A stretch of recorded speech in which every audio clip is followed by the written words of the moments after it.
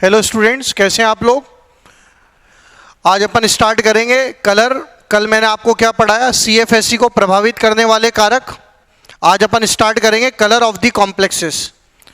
और colour of the complexes को अपन दो से पढ़ेंगे, एक तो डीडी संक्रमण, इंग्लिश में बोलते हैं डीडी ट्रांजिशन, और एक चार्ज ट्रांसफर स्पेक्ट्रा, हिंदी में बोलते हैं आवेश स्थानांतरण स्पेक्ट्रा, जिसके कारण संकुलों के अंदर रंग आता है। तो आज अपन पढ़ेंगे colour of the complexes. Colour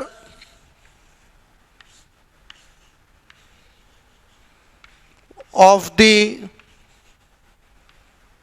complexes, Hindi में संकुलों का रंग। कलर ऑफ कॉम्प्लेक्सेस, संकुलों का रंग। अभी हाल फिलहाल संकुलों के रंग से या कलर ऑफ दी कॉम्प्लेक्सेस से जेईई मेंस 2019 में जनवरी वाले में काफ़ी सारे क्वेश्चंस पूछे गए थे। तो कलर ऑफ दी जो कॉम्प्लेक्सेस है, इससे जेईई मेंस में और एडवांस में भी, अगर आप देखिएगा तो मेंस और एडवांस दोनों में ही question colour of the complexes से आते हैं। तो संकुलों का रंग या कलर ऑफ दी कॉम्प्लेक्सेस, ये दो कारणों से होता है।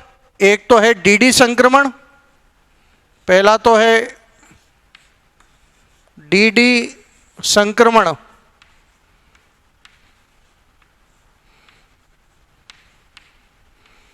डीडी संक्रमण इंग्लिश में क्या बोलते हैं इसको, इंग्लिश में बोलते हैं डीडी ट्रांजिशन। डीडी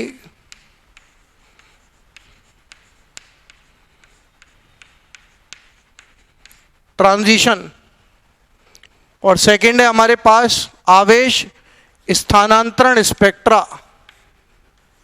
आवेश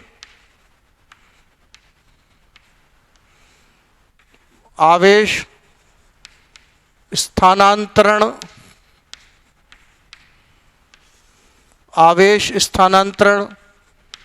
spectra.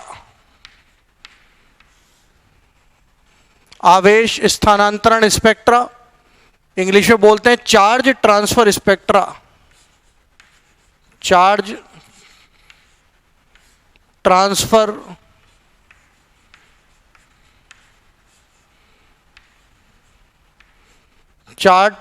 Spectra. Charge transfer spectra. तो कलर ऑफ दी कॉम्प्लेक्सेस की अपन बात करते हैं, हिंदी में संकुलों का रंग। तो ये दो कारणों की वजह से होता है। एक तो होता है डीडी संक्रमण, इंग्लिश में बोलते हैं डीडी ट्रांजिशन, और सेकंड होता है चार्ज ट्रांसफर स्पेक्ट्रा, हिंदी में बोलते हैं आवेश स्थानांतरण स्पेक्ट्रा। सबसे पहले अपन बात करते हैं स्टूडेंट्स किसकी, डीडी संक्रमण की, कि भाई डीडी संक्रमण होता क्या है और इसके कारण कैसे कलर आता है। तो अपन सबसे पहले स्टार्ट करते हैं डीडी ट्रांजिशन या डीडी संक्रमण को।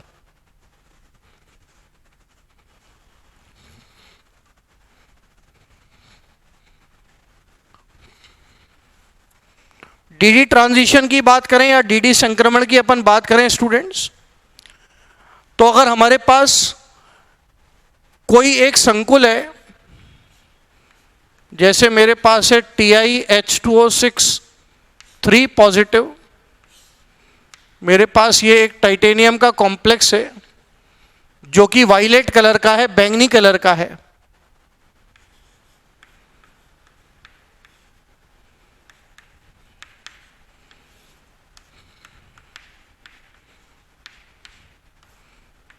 ये मेरे पास एक टाइटेनियम का कॉम्प्लेक्स है, बैंगनी कलर का है। इसमें टाइटेनियम की अगर अपन बात करें तो टाइटेनियम का परमाणु क्रमांक 22, टाइटेनियम होता है 3d2 4s2। टाइटेनियम का परमाणु क्रमांक 22, टाइटेनियम होता है 3d2 4s2। ऑक्सीकरण संख्या इस कॉम्प्लेक्स में, वाटर तो उदासीन है, तो x + 6 × 0 = +3, तो x = +3।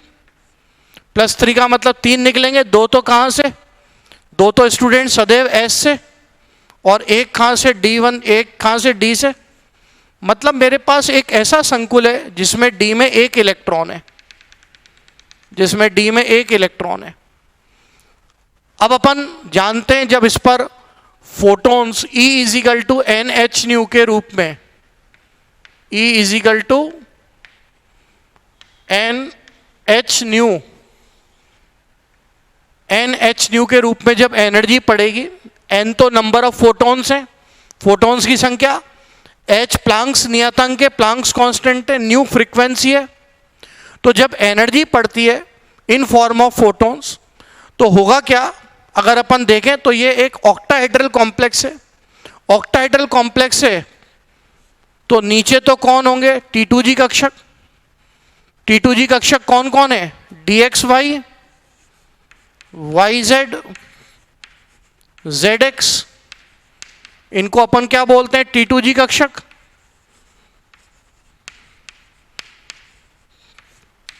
T2G कक्षक। और ऊपर कौन है, EG कक्षक। EG कक्षक में कौन कौन है, एक तो DX स्क्वायर वाई स्क्वायर और एक DZ स्क्वायर, ये EG कक्षक हो गए, ये हो गए EG कक्षक। अब क्या होगा, अगर हमारे पास D में एक इलेक्ट्रॉन है, D1 विन्यास है, तो ये T2G कक्षक में इलेक्ट्रॉन जाएगा, और जब T2G कक्षक में इलेक्ट्रॉन जाएगा तो जब एनर्जी पड़ेगी फोटॉन्स के रूप में तो वो उस एनर्जी को एब्जॉर्ब करेगा, और एनर्जी को एब्जॉर्ब करके वो EG कक्षक में चला जाएगा। तो अगर अपन देखें तो बेसिकली हमारे पास वैसे क्या था, T2G1 EG0, लेकिन जब उसने एनर्जी को एब्जॉर्ब किया E is equal to NH nu के रूप में, तो उसका इलेक्ट्रॉन कहाँ चला गया, EG में। कुल मिलाकर अपन ये बोल सकते हैं कि हमारे पास ग्राउंड स्टेट से इलेक्ट्रॉन कहाँ चला गया, एक्साइटेड स्टेट में चला गया। कहाँ चला गया, ग्राउंड स्टेट से एक्साइटेड स्टेट में इलेक्ट्रॉन चला गया, और चला गया तो उसने एनर्जी को एब्जॉर्ब किया। अब जब एनर्जी को एब्जॉर्ब किया तो जब वो वापस अपनी ग्राउंड स्टेट में आएगा, EG से वापस T2G में आएगा, तो जितनी एनर्जी उसने एब्जॉर्ब करी थी वो उसको वापस एमिट करेगा, उत्सर्जित करेगा। अगर अपन एक फोटोग्राफिक प्लेट लगा देंगे तो वो एमिटेड एनर्जी, वो उत्सर्जित एनर्जी फोटोग्राफिक प्लेट के ऊपर दृश्य प्रकाश में अपने को रंग के रूप में दिखाई पड़ेगी। तो ये तीनों कक्षक भी कौन से हैं, D कक्षक है, T2G, और EG कक्षक भी D कक्षक है। तो इलेक्ट्रॉन का संक्रमण किसके बीच में हो रहा है, D कक्षकों के बीच में। तो इसको अपन क्या बोलते हैं, DD संक्रमण। इसको अपन बोलते हैं DD संक्रमण। तो यहां पर अगर अपन देखें तो स्टूडेंट्स अपन ने क्या देखा, अपन ने देखा कि अपने पास जो इलेक्ट्रॉन का संक्रमण है वो D से D में हो रहा है। T2G भी D ऑर्बिटल्स है, DXY, YZ और ZX, X square Y square और DZ स्क्वायर, ये भी D कक्षक है। तो इलेक्ट्रॉन का ट्रांजिशन, इलेक्ट्रॉन का संक्रमण D कक्षकों के मध्य हो रहा है, तो इसको अपन DD संक्रमण बोलते हैं। अब अगर अपन क्या करें, इस कॉम्प्लेक्स को अगर हीट कर देंगे, गर्म कर देंगे, तो वाटर निकल जाएगा, और अगर वाटर निकल जाएगा तो ये कॉम्प्लेक्स कैसा हो जाएगा, कलरलेस, रंगहीन हो जाएगा। इसका मतलब हमेशा कलर किसकी प्रेजेंस में आता है, लिगेंड्स की प्रेजेंस में आता है। वाटर यहाँ पर लिगेंड के रूप में काम कर रहा है। जैसे अपन ने सपोज करो इसको एनर्जी दी हीट के रूप में, जब अपन ने इसको हीट के रूप में एनर्जी दी तो वाटर मॉलिक्यूल एस्केप हो गए, वाटर मॉलिक्यूल्स उड़ गए, और उड़ गए तो अब इन एब्सेंस ऑफ लिगेंड्स, लिगेंडों की अनुपस्थिति में ये कॉम्प्लेक्स कैसा हो जाएगा, कलरलेस हो जाएगा। तो हमेशा याद रखो कलर आता है लिगेंड्स की प्रेजेंस में। जैसे CuSO4.5 of H2O, copper sulphate pentahydrate, जिसको अपन बोलते हैं ब्लू विट्रियोल, तो उसमें जो कलर होता है वो वाटर के मॉलिक्यूल्स के कारण होता है। तो अगर अपन बात करें तो कॉपर सल्फेट पेंटाहाइड्रेट की बात करते हैं, CuSO4.5 ऑफ H2O, जिसको अपन ब्लू विट्रियोल भी बोलते हैं, इसको अपन ब्लू विट्रियोल भी बोलते हैं, ब्लू विट्रियोल भी बोलते हैं। इसको अपन और कैसे लिखते हैं, केमिकल बॉन्डिंग में पढ़ते हैं अपन इसे, CuH2O4, 4 वाटर मॉलिक्यूल्स अंदर और 1 वाटर मॉलिक्यूल समन्वय गोलक के बाहर हाइड्रेट के रूप में। तो अब अगर मैं इसको हीट कर दूं तो जो वाटर मॉलिक्यूल्स लिगेंड के रूप में काम कर रहे हैं वो एस्केप हो जाएंगे, और एस्केप हो जाएंगे तो ये कलरलेस हो जाएगा। तो हमेशा कलर आता है लिगेंडों की प्रेजेंस में। अगर लिगेंड एब्सेंट है, लिगेंड अनुपस्थित है, तो डेफिनेटली फिर वो कलर कॉम्प्लेक्स का नहीं आ पाएगा, वो कलरलेस हो जाएगा। तो अगर मैं इस कॉम्प्लेक्स को हीट कर दूंगा तो वाटर मॉलिक्यूल एस्केप हो जाएंगे और ये कॉम्प्लेक्स कलरलेस हो जाएगा। ऐसे ही अगर मेरे पास ब्लू विट्रियोल है, ब्लू विट्रियोल को अपन ऐसे लिखते हैं, केमिकल बॉन्डिंग में अपन पढ़ते हैं CuSO4.4 ऑफ H2O, SO4.H2O। यहाँ पर 4 वाटर के मॉलिक्यूल कॉपर +2 आयन से उपसह संयोजक आबंध से संयोजित है। अपन ने हीट किया तो वाटर मॉलिक्यूल एस्केप हो गए, और एस्केप हो गए तो फिर ये जो कॉम्प्लेक्स है जिसका गहरा नीला रंग आया था, जिसका कि गहरा नीला रंग प्रेजेंट है, तो वो क्या हो जाएगा, कलरलेस हो जाएगा। तो हमेशा याद रखिए जो कलर आएगा वो इन प्रेजेंस ऑफ लिगेंड्स आएगा। उसके बाद अगर अपन बात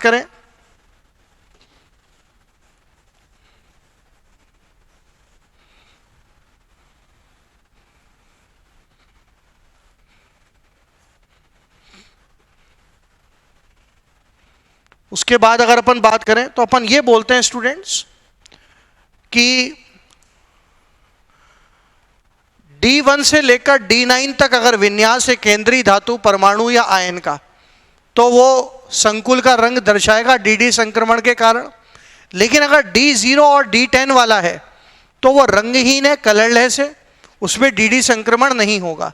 तो अपन बोलते हैं अगर हमारे पास मेटल आयन का, धातु आयन का विन्यास, अगर हमारे पास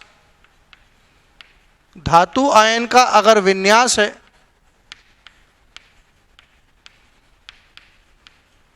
और धातु आयन का विन्यास कहां से कहां तक है, D1 से D9 तक, D1 से लेकर D9 विन्यास तक है, तो वो रंगीन होगा, कलर्ड होगा, कॉम्प्लेक्स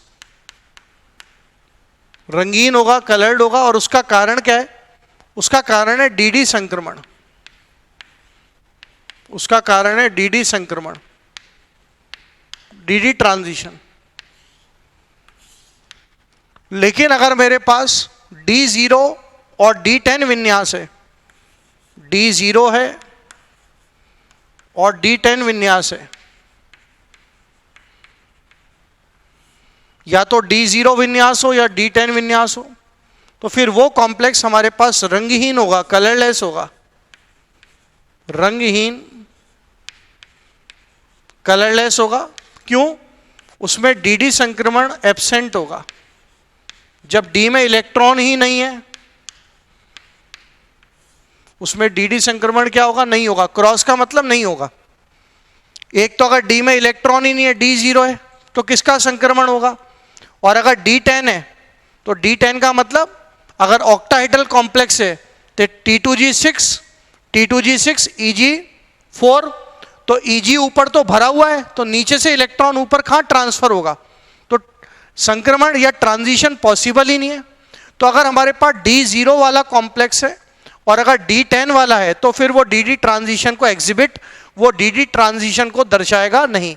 जैसे मेरे पास एक कॉम्प्लेक्स है स्कैंडियम का ScH2O6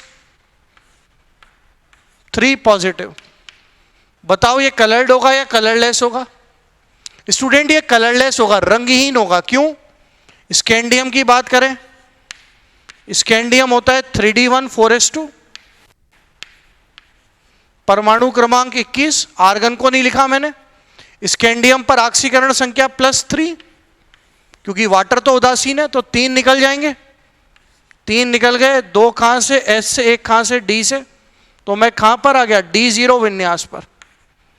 अगर मैं D0 विन्यास पर आ गया तो क्या वो कलर शो करेगा, क्या कलरलेस होगा, रंगहीन होगा। उसके बाद अगर मेरे पास एक कॉम्प्लेक्स है,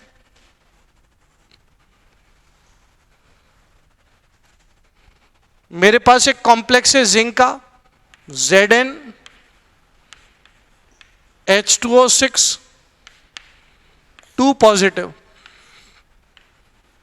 बताओ ये कलर्ड होगा या कलरलेस होगा, रंगीन होगा या रंगहीन होगा।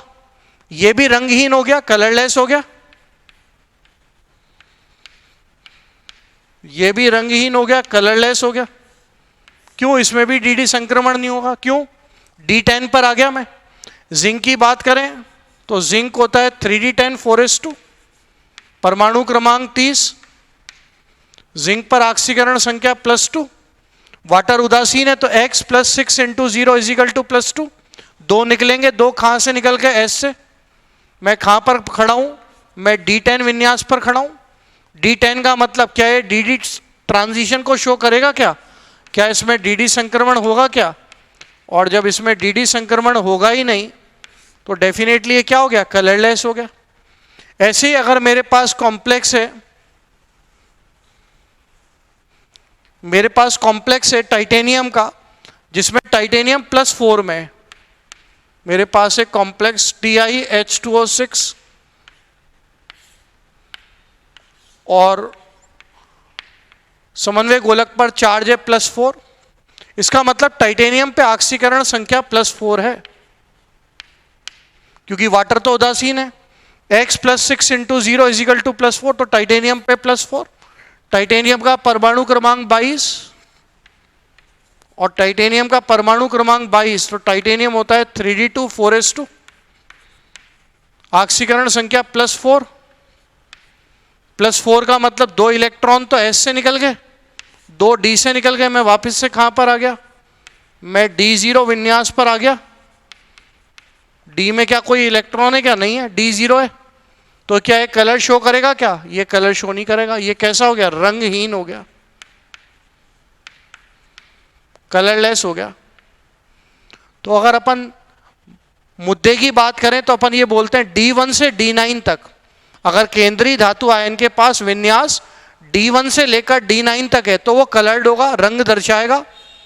उसका कारण है DD संक्रमण। लेकिन अगर D0 है, D में इलेक्ट्रॉन ही नहीं है, और अगर D10 है तो फिर वो कलरलेस है, क्योंकि उनमें DD ट्रांजिशन पॉसिबल नहीं है, या उनमें DD ट्रांजिशन या DD संक्रमण नहीं होगा। अब अगर अपन बात करें तो एक इंपॉर्टेंट बात,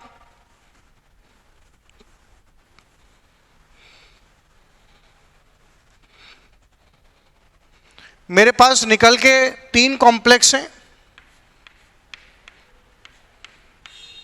NiNO2 6 4 नेगेटिव, मतलब निकल कुल मिलाकर +2 ऑक्सीकरण अवस्था में, NO2 पर चार्ज -1, तो x - 6 = -4, तो निकल पे ऑक्सीकरण संख्या +2।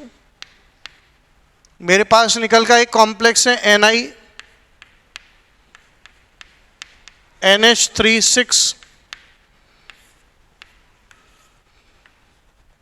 2 पॉजिटिव। मेरे पास निकल का एक कॉम्प्लेक्स है NiH2O6 2 पॉजिटिव। तीनों निकल के कॉम्प्लेक्स हैं, तीनों कॉम्प्लेक्स में निकल पे ऑक्सीकरण संख्या +2 है।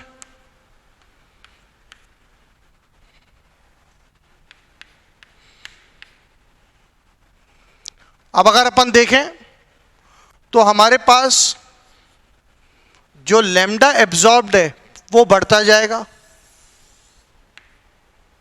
लैम्डा एब्जॉर्ब्ड, हिंदी में लैम्डा अवशोषित। अपन जानते हैं E = Hc/ lambda absorbed. Lambda अवशोषित लिख दूं मैं, लैम्डा अवशोषित लिख दूं। H और C तो कांस्टेंट है, H Planck's constant, C velocity of light, तो Hc तो कांस्टेंट है। इसका मतलब E एब्जॉर्प्शन, एनर्जी जो एब्जॉर्ब करेगा, it is inversely proportional to lambda absorb. अब जो जितना ज़्यादा स्ट्रॉन्ग लिगेंड होगा, जो जितना स्ट्रॉन्ग लिगेंड होगा, सबसे ज़्यादा स्ट्रॉन्ग लिगेंड कौन है तीनों में? NO2 negative. अगर अपन स्ट्रेंथ ऑफ द लिगेंड की बात करें तो वाटर के कंपैरिजन में ज़्यादा स्ट्रॉन्ग लिगेंड अमोनिया, और अमोनिया के कंपैरिजन में ज़्यादा स्ट्रॉन्ग लिगेंड NO2 नेगेटिव। ये हमारे पास तीनों का ऑर्डर हो गया स्पेक्ट्रो रासायनिक श्रेणी के अनुसार। ये क्या हो गया? तीनों के अंदर स्ट्रेंथ ऑफ द लिगेंड्स हो गई, स्ट्रेंथ ऑफ लिगेंड्स, हिंदी में लिगेंडों की प्रबलता। इसका मतलब तीनों में सबसे ज्यादा प्रबल कौन है? NO2 negative. तो जो जितना ज्यादा प्रबल होगा वो इलेक्ट्रॉन के एक्साइटेशन के लिए एनर्जी एब्जॉर्ब ज्यादा करेगा। जब एनर्जी एब्जॉर्ब ज्यादा करेगा तो अगर ये एनर्जी एब्जॉर्ब्ड इसके लिए ज्यादा होगी, एब्जॉर्ब्ड का मतलब अवशोषित, तो अगर एनर्जी एब्जॉर्ब ज्यादा होगी इसके लिए, तो इसके लिए लैम्डा अवशोषित क्या होगा? कम।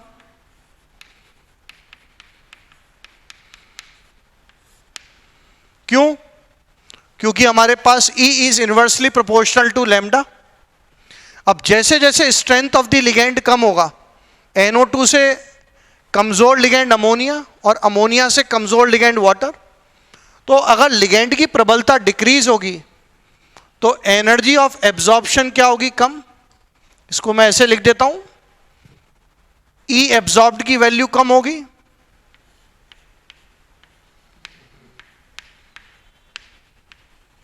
और अगर E एब्जॉर्ब्ड कम होगी तो लैम्डा अवशोषित, लैम्डा एब्जॉर्ब्ड की वैल्यू क्या होगी? बढ़ेगी।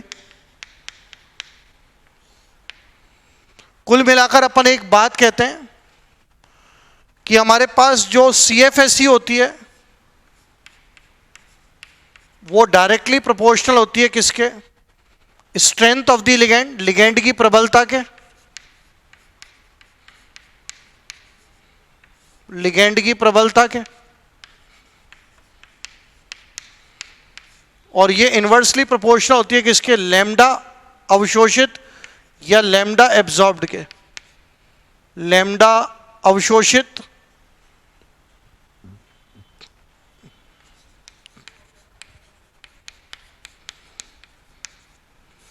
लैम्डा अवशोषित या लैम्डा एब्जॉर्ब्ड के। CFSE is directly proportional to strength of the ligand, ligand की प्रबलता, और जो लिगेंड की प्रबलता है वो इनवर्सली प्रोपोर्शनल है लैम्डा एब्जॉर्ब्ड के।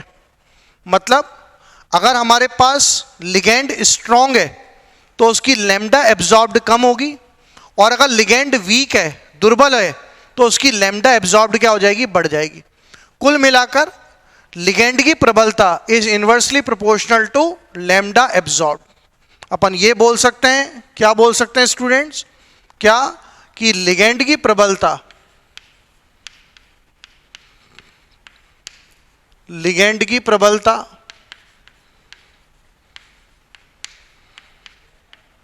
Is inversely proportional to lambda absorb, lambda अवशोषित।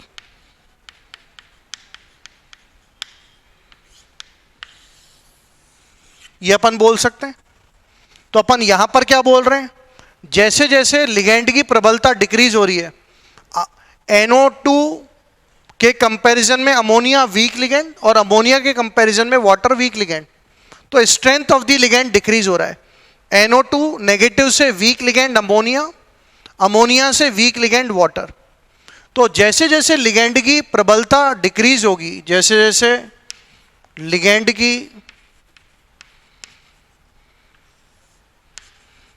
जैसे जैसे लिगेंड की प्रबलता डिक्रीज होगी,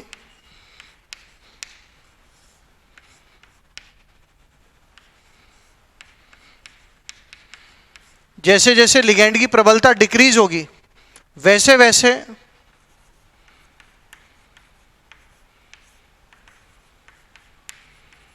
वैसे वैसे लैम्डा अवशोषित का मान बढ़ेगा। लैम्डा अवशोषित क्या होगी?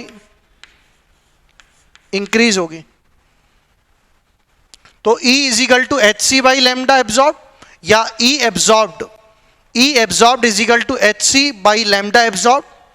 तो अगर हमारे पास स्ट्रॉन्ग लिगेंड है तो उसके लिए E एब्जॉर्ब ज़्यादा होगी, क्योंकि अगर स्ट्रॉन्ग लिगेंड है तो डेफिनेटली स्ट्रॉन्ग लिगेंड के लिए CFSC की वैल्यू ज़्यादा, क्योंकि स्प्लिटिंग गैप ज़्यादा होगा, T2G और EG के बीच में गैप ज़्यादा, और T2G और EG के बीच में अगर गैप ज़्यादा होगा तो डेफिनेटली इलेक्ट्रॉन को एक्साइट कराने के लिए एनर्जी एब्जॉर्ब्ड क्या होगी, ज़्यादा। और अगर एनर्जी ऑफ एब्जॉर्प्शन ज़्यादा होगा तो लैम्डा एब्जॉर्ब्ड की वैल्यू क्या होगी, कम। हिंदी में लैम्डा अवशोषित होता है, एक ही बात है, छोटी छोटी जो बातें वो तो अपन मिक्स लैंग्वेज में बोल देंगे तो कोई दिक्कत नहीं है। तो यहाँ पर अगर एनर्जी एब्जॉर्ब ज़्यादा है तो लैम्डा अवशोषित कम है, और जैसे जैसे स्ट्रेंथ ऑफ द लिगेंड कम हो रहा है तो E एब्जॉर्ब्ड की वैल्यू कम होगी, तो लैम्डा एब्जॉर्ब्ड की वैल्यू क्या होगी, बढ़ती जाएगी। कुल मिलाकर लिगेंड की प्रबलता is inversely proportional to lambda absorbed. ये अपन रिलेशन देखते हैं। अब हमारे पास एक जो क्वेश्चन है वो मैं आपको बताता हूं। वो क्वेश्चन जो आया था अभी जेईई मेंस ऑनलाइन 2019 में, वो कौन सा क्वेश्चन था, इसी पर आधारित था। तो अपन एक क्वेश्चन की बात करते हैं, जेईई मेंस 2019 का क्वेश्चन।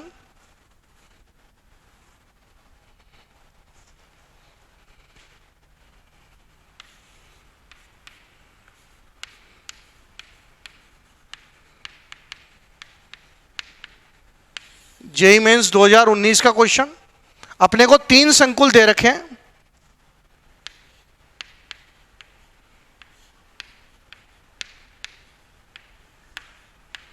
अपने को 3 संकुल दे रखे हैं, कौन कौन से। पहला संकुल है CO Cl NH3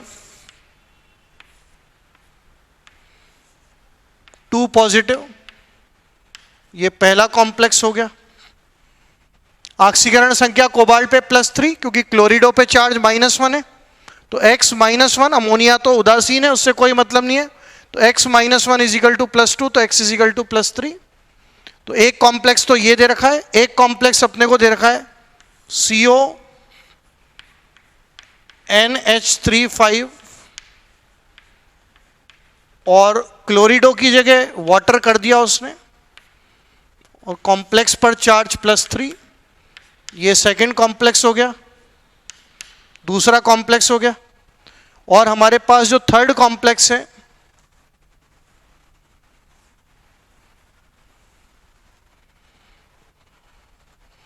जो हमारे पास थर्ड कॉम्प्लेक्स है वो है हमारे पास CO NH3 पॉजिटिव।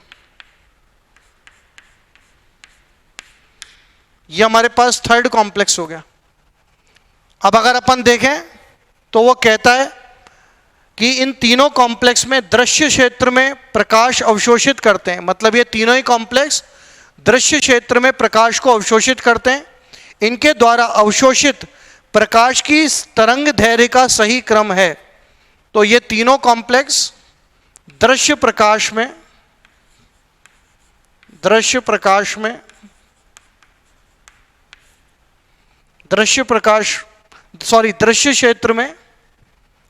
क्षेत्र में विजिबल लाइट में दृश्य क्षेत्र में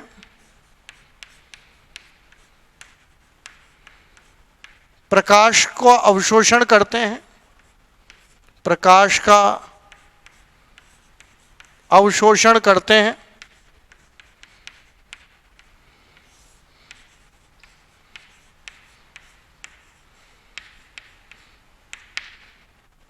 दृश्य क्षेत्र में विजिबल लाइट में एनर्जी को एब्जॉर्ब करते हैं लाइट के रूप में, फोटॉन्स के रूप में। इनके द्वारा अवशोषित प्रकाश की तरंग दैर्घ्य, इनके द्वारा अवशोषित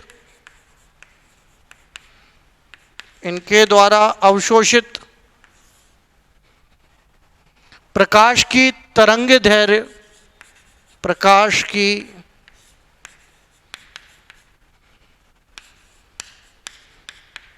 तरंग दैर्घ्य, प्रकाश की तरंग दैर्घ्य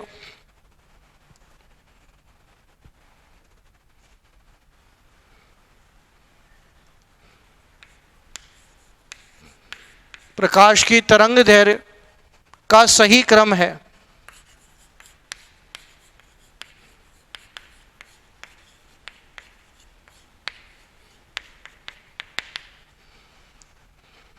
अपने को लैम्डा एब्जॉर्ब्ड को बताना है 3 कॉम्प्लेक्स में, 1, 2 और 3। अब अपन देखें तो आप मेरे को बताओ स्पेक्ट्रो रासायनिक श्रेणी में यहां तो 6 अमोनिया है, सबसे प्रबल लिगेंड अमोनिया, यहां पर 5 अमोनिया और 1 वाटर। वाटर इसका मतलब यहां पर उसने 1 अमोनिया कम कर दी, तो यहां पर स्ट्रेंथ ऑफ द लिगेंड क्या हो गया, कम। यहां पर वाटर की जगह कौन है, क्लोरिडो। तो अपन जानते हैं अमोनिया के कंपैरिजन में वाटर वीक लिगेंड और वाटर के कंपैरिजन में क्लोरिडो और वीक लिगेंड। तो हमारे पास यहां पर अगर अमोनिया 6 है तो यहां पर ई एब्जॉर्प्शन सबसे ज्यादा होगा, एनर्जी एब्जॉर्प्शन सबसे ज्यादा, तो यहां पर लैम्डा एब्जॉर्ब्ड क्या होगा, सबसे कम। तो यहां पर जो लैम्डा अवशोषित है उसकी वैल्यू सबसे कम। उसके बाद जैसे जैसे strength of the ligand decrease होगा, यहां पर 6 में से 5 तो अमोनिया लेकिन 1 वाटर, इसका मतलब वाटर की स्ट्रेंथ क्या हो गई, अमोनिया के कंपैरिजन में वाटर की प्रबलता स्पेक्ट्रो रासायनिक श्रेणी के अकॉर्डिंग कम हो गई। तो लैम्डा एब्जॉर्ब्ड क्या हो गया, बढ़ गया, लैम्डा अवशोषित क्या हो गया, बढ़ गया।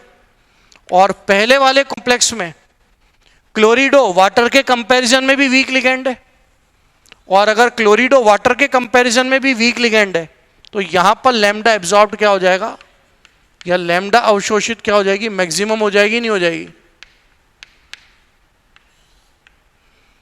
तो अगर अपन देखें यहां पर तो जैसे जैसे लिगेंड की प्रबलता डिक्रीज हो रही है, यहां पर अमोनिया, यहां पर वाटर, यहां पर क्लोरिडो, वैसे वैसे लैम्डा एब्जॉर्ब्ड बढ़ता जाएगा। तो अपने को जो आंसर है उसमें आंसर में हो जाएगा 1 के लिए लैम्डा एब्जॉर्ब सबसे ज्यादा, उसके बाद सेकंड और उसके बाद थर्ड। ये हमारे पास आंसर आ जाएगा, ये वाला ऑप्शन करेक्ट हो जाएगा हमारे पास। तो अपन देखें तो अपन ने देखा क्या, लिगेंड की प्रबलता, लिगेंड की प्रबलता is inversely proportional to lambda absorb. कुल मिलाकर जो जितना स्ट्रॉन्ग लिगेंड होगा उसकी energy of absorption, energy of absorption उतनी ज्यादा, तो उसके लिए लैम्डा एब्जॉर्ब्ड उतना कम। और जैसे जैसे लिगेंड की स्ट्रेंथ डिक्रीज होगी वैसे वैसे लैम्डा एब्जॉर्ब्ड की वैल्यू क्या होगी, बढ़ती चली जाएगी। अब अपन जेई मेंस का एक क्वेश्चन और करते हैं स्टूडेंट्स, देखिएगा स्टूडेंट्स। अब अपन जेई मेंस 2019 का एक क्वेश्चन और देखते हैं।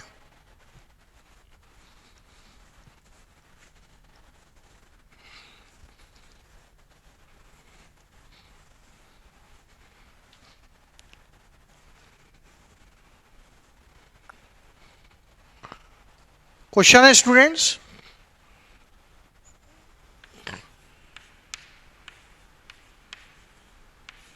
एक धातु आयन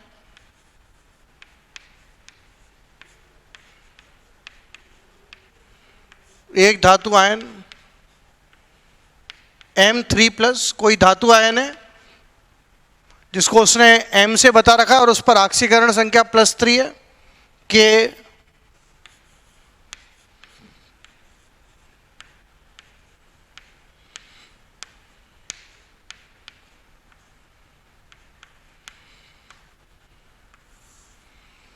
होमोलेप्टिक अष्टफलकीय संकुल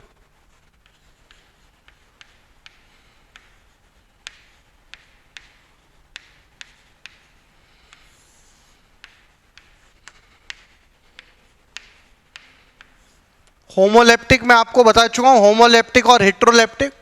होमोलेप्टिक मतलब मेटल एटम एक ही प्रकार के लिगेंड से जुड़ा हो, जैसे कोबाल्ट है तो कोबाल्ट केवल और केवल अमोनिया से जुड़ा हो। अगर मेरे पास कोबाल्ट है तो कोबाल्ट केवल और केवल क्लोरिडो से जुड़ा हो, कोबाल्ट है अगर केवल और केवल फ्लोरिडो से जुड़ा हो, तो ये मेरे पास कोबाल्ट अगर +3 है तो कोबाल्ट +3 के 3 होमोलैप्टिक संकुल हो गए। सपोज करो एक तो हो गया अमोनिया के साथ, एक हो गया क्लोरिडो के साथ, और एक हो गया फ्लोरिडो के साथ। तो होमोलैप्टिक मतलब हमारे पास कॉम्प्लेक्स में एक ही लिगेंड है, जैसे 6 अमोनिया, 6 क्लोरीन, 6 फ्लोरीन, तो ये होमोलैप्टिक कॉम्प्लेक्स है।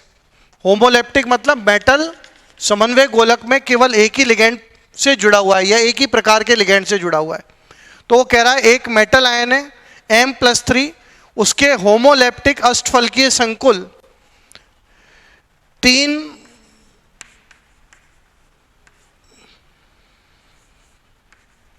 3 एकल दंतुक लिगेंड, 3 एकल दंतुक लिगेंड,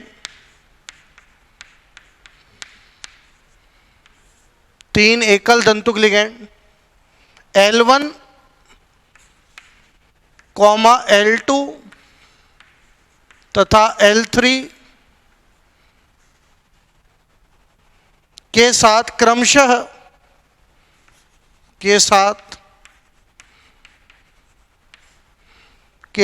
क्रमशः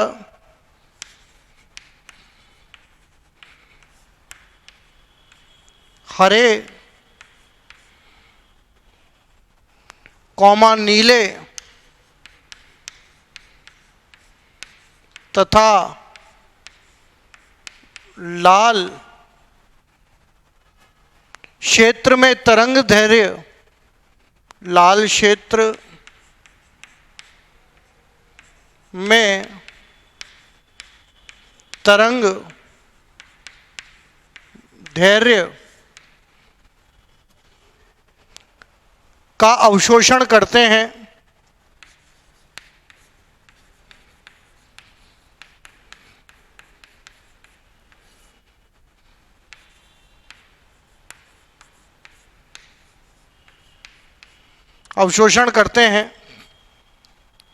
लिगेंड सामर्थ्य का बढ़ता हुआ क्रम होगा, तो लिगेंड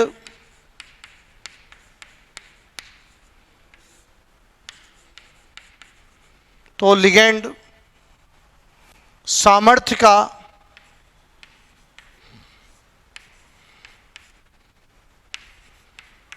बढ़ता हुआ क्रम होगा।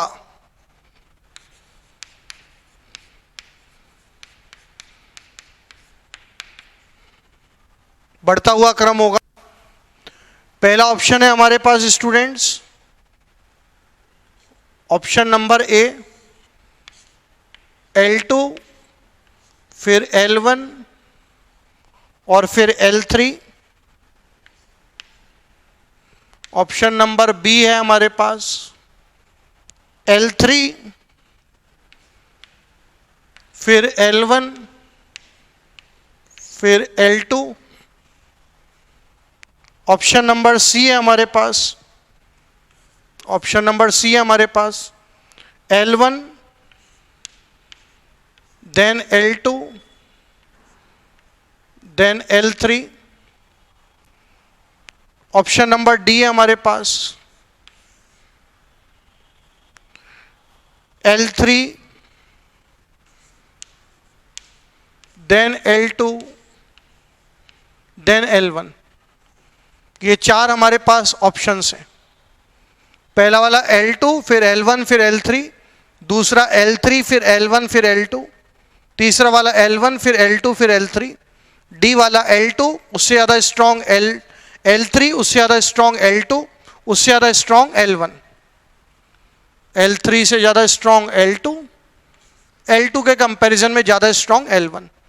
अब अपने को करेक्ट आंसर देखना है। अब अगर अपन देखें तो अपन इतनी बात जानते हैं,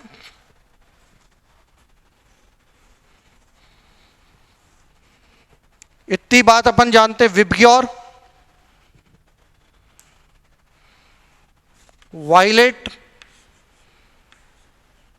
Indigo, blue, green, yellow, orange, red. VIBGYOR, violet, indigo, blue, green, yellow, orange और रेड। अब अगर अपन देखें तो अपन विबग्योर को किसके अकॉर्डिंग लिखते हैं? Increasing order of lambda, lambda की वैल्यू इंक्रीजिंग ऑर्डर में, या लेमडा एब्जॉर्ब्ड की इंक्रीजिंग वैल्यू। तो अगर अपन देखें तो यहां पर अगर अपन देखें तो हमारे पास जो लिगेंड L1 है, जो लिगेंड L1 है वो तो कौन से कलर को एब्जॉर्ब कर रहा है? ग्रीन को। तो हमारे पास जो L1 है वो तो एब्जॉर्ब कर रहा है ग्रीन को, तो मैंने ग्रीन के ऊपर लिख दिया L1। L2 एब्जॉर्ब कर रहा है ब्लू को, L2 एब्जॉर्ब कर रहा है ब्लू को, तो मैंने ब्लू के ऊपर L2 लिख दिया, ब्लू के ऊपर मैंने L2 लिख दिया। और L3 एब्जॉर्ब कर रहा है रेड को, L3 लिगेंड एब्जॉर्ब कर रहा है कौन सी लाइट के वेवलेंथ को? रेड कलर को, तो मैंने रेड के ऊपर लिख दिया, मैंने रेड के ऊपर लिख दिया L3। अब अगर अपन देखें तो सबसे ज्यादा जो L3 है वो रेड कलर को एब्जॉर्ब कर रहा है। अगर रेड कलर को एब्जॉर्ब कर रहा है तो रेड की जो लैम्डा एब्जॉर्ब्ड है वो मैक्सिमम, और अगर रेड की, क्योंकि ये increasing order of lambda absorbed है,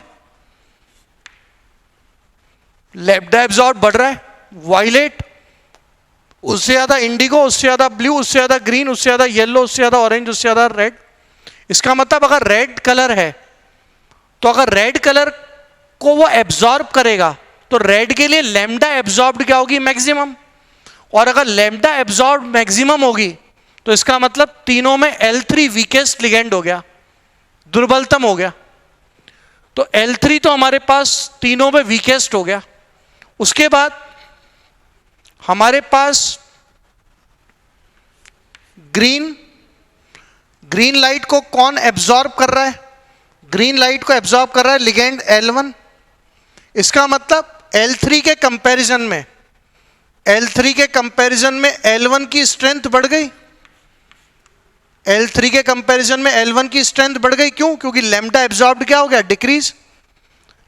इधर की तरफ जाओगे वायलेट से और रेड की तरफ, वायलेट से रेड की तरफ जाओगे तो लैम्डा एब्जॉर्ब बढ़ेगा, और उधर से इधर की तरफ आओगे तो लैम्डा एब्जॉर्ब्ड क्या होगा? कम। तो ग्रीन के लिए हमारे पास लैम्डा एब्जॉर्ब्ड कम है। इसका मतलब L1 की स्ट्रेंथ L3 के कंपैरिजन में ज्यादा, मतलब L3 के कंपैरिजन में L1 ज्यादा स्ट्रॉन्ग लिगेंड, और L1 के कंपैरिजन में ज्यादा स्ट्रॉन्ग लिगेंड कौन? L2। क्यों? क्योंकि L2 कौन से कलर को एब्जॉर्ब कर रहा है? L2 एब्जॉर्ब कर रहा है किसको? ब्लू कलर को। और ब्लू के लिए हमारे पास ग्रीन और रेड के कंपैरिजन में lambda absorb minimum, lambda absorb minimum तो उसकी स्ट्रेंथ मैक्सिमम। तो हमारे पास आंसर कौन सा हो गया? बी। वापस से अपन ने वही बात कर ली, लिगेंड की प्रबलता is inversely proportional to lambda absorb. तो यहां पर अगर अपन देखें तो हमारे पास L3 के कंपैरिजन में ज्यादा स्ट्रॉन्ग लिगेंड L1 और L1 के कंपैरिजन में ज्यादा स्ट्रॉन्ग लिगेंड L2। समझ में आ गया स्टूडेंट्स? उसके बाद वापस से बात करते हैं।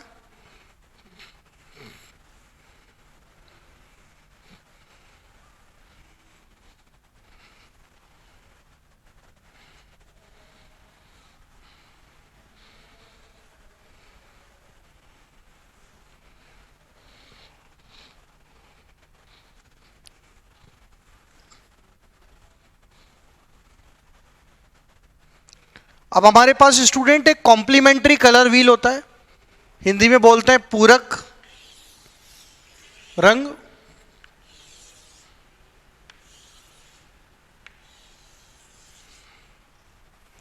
ब्लू का कॉम्प्लीमेंट्री कलर पूरक रंग होता है ऑरेंज, नारंगी। रेड का कॉम्प्लीमेंट्री कलर होता है ग्रीन, रेड का तो ग्रीन, ब्लू का ऑरेंज, और वायलेट या इंडिगो का येलो। इंग्लिश में इसको अपन कॉम्प्लीमेंट्री कलर व्हील बोलते हैं। कॉम्प्लीमेंट्री कलर व्हील मतलब अगर कोई कॉम्प्लेक्स है, उसने अगर वायलेट लाइट को एब्जॉर्ब किया, वायलेट लाइट को एब्जॉर्ब किया, तो वो जो कलर शो करेगा वो येलो करेगा। मतलब अगर कोई कॉम्प्लेक्स येलो कलर का दिख रहा है, पीले रंग का दिख रहा है, तो वो कौन सी एनर्जी को एब्जॉर्ब कर रहा है? वायलेट या इंडिगो को। अगर कोई कंपाउंड है, अगर वो ब्लू कलर का दिख रहा है, नीले रंग का, अगर वो ब्लू कलर का दिख रहा है, इसका मतलब वो ऑरेंज कलर को एब्जॉर्ब कर रहा है। और अगर ऑरेंज कलर का दिख रहा है, ऑरेंज कलर का कोई यौगिक दिख रहा है, इसका मतलब वो ब्लू लाइट को एब्जॉर्ब कर रहा है। तो इसको अपन बोलते हैं कॉम्प्लीमेंट्री कलर व्हील। ब्लू का कॉम्प्लीमेंट्री कलर ऑरेंज, ब्लू का, नीले का हमारे पास पूरक रंग नारंगी, लाल का पूरक रंग हरा ग्रीन, वायलेट या इंडिगो का पूरक रंग येलो। जैसे अगर मैं कहूं मेरे पास एक कॉम्प्लेक्स है CO Cl NH3 5 2 पॉजिटिव, और ये जो कॉम्प्लेक्स है कौन से कलर का है? बैंगनी रंग का। अगर ये बैंगनी रंग का है, दिख रहा है अपने को, तो अगर ये बैंगनी रंग का दिख रहा है, इसका मतलब बैंगनी वायलेट का कॉम्प्लीमेंट्री कलर पूरक रंग क्या हो गया? येलो हो गया। इसका मतलब ये कौन सी वेवलेंथ को एब्जॉर्ब करेगा? येलो लाइट को एब्जॉर्ब करेगा। तो ये पीले प्रकाश को अवशोषित करेगा। तो अगर ये बैंगनी रंग का दिख रहा है, इसका मतलब यह पीले रंग को, पीले रंग या पीले प्रकाश का अवशोषण करेगा। पीले रंग का, एक ही बात है, पीले रंग का अवशोषण करता है।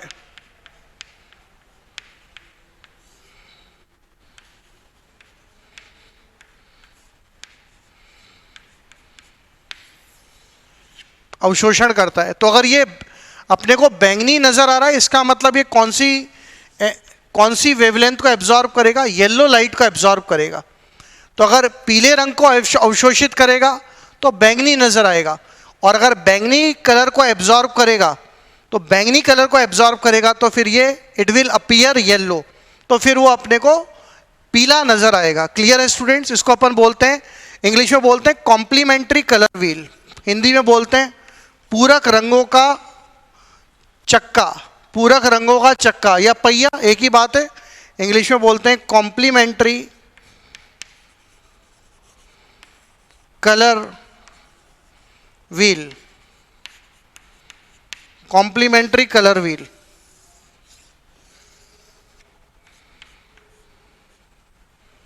Complementary colour wheel. अब स्टूडेंट्स, हमारे पास जेईई मेंस का एक क्वेश्चन और है 2019 का ही,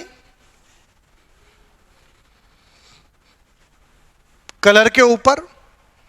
क्या क्वेश्चन है? क्वेश्चन है हमारे पास कि गलत कथन है,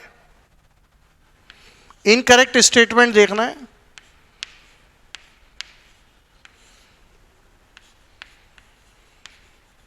जेईई मेंस 2019, गलत कथन है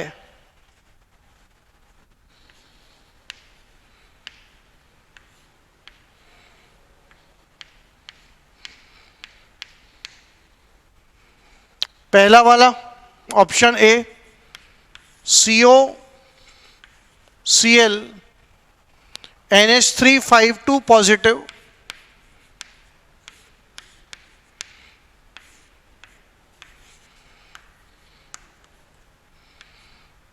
CO Cl NH3 5 2 पॉजिटिव, का बैंगनी रंग है,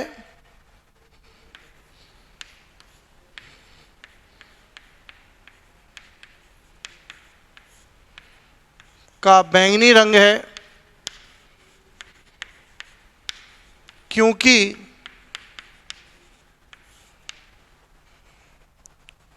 यह पीले प्रकाश का अवशोषण करता है, क्योंकि यह पीले प्रकाश का अवशोषण करता है।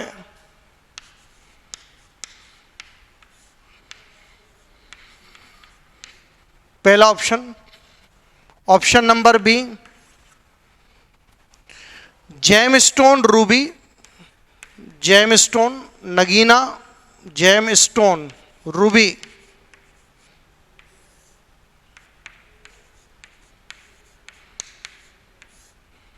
रूबी, एमरेल्ड, डायमंड, ये सब क्या होते हैं? ये नग होते हैं, नग। तो एक जेमस्टोन है रूबी में क्रोमियम +3 आयन, में chromium +3 ion, chromium +3 ion beryl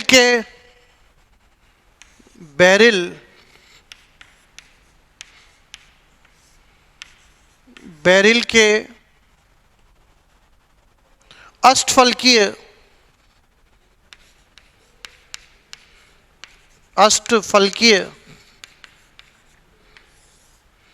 अष्टफलकीय रिक्तियों को ग्रहण करते हैं।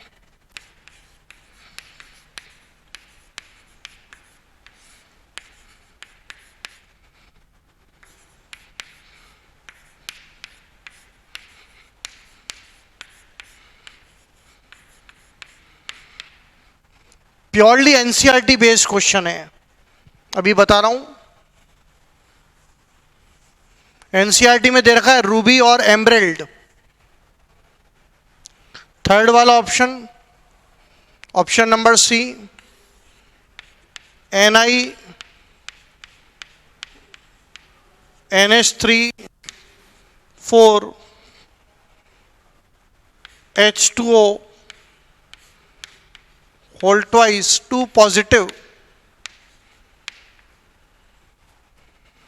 का केवल चक्रण चुंबकीय आघूर्ण, स्पिन ओनली मैग्नेटिक मोमेंट का केवल चक्रण चुंबकीय आघूर्ण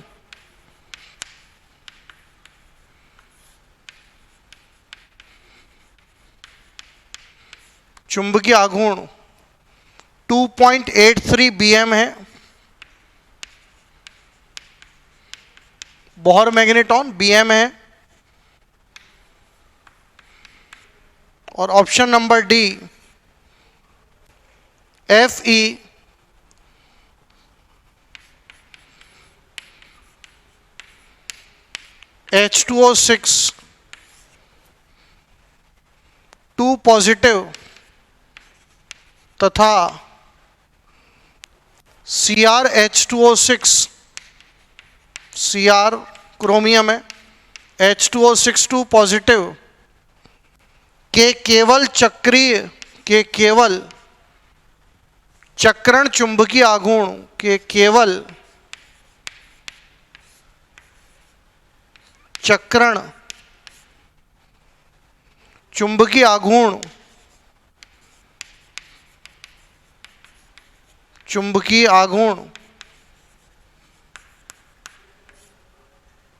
लगभग समान है।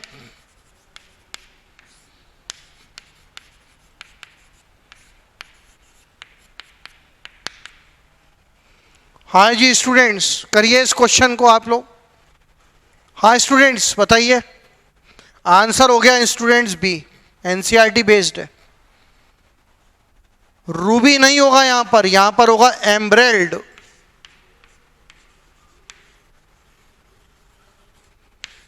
एमरेल्ड में जो बेरिल होता है, साइक्लिक सिलिकेट है, Be3Al2Si6O18, इसको अपन बोलते हैं बेरिल। बेरिल साइक्लिक सिलिकेट है, चक्री सिलिकेट है, बेरिल।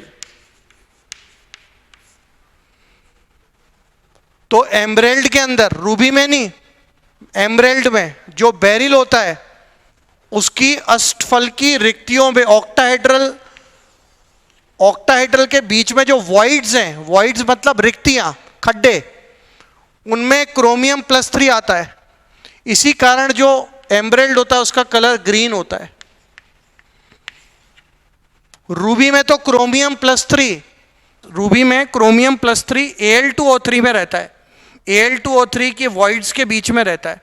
Al2O3 को अपन एल्यूमिना भी बोलते हैं और रूबी का रेड कलर होता है।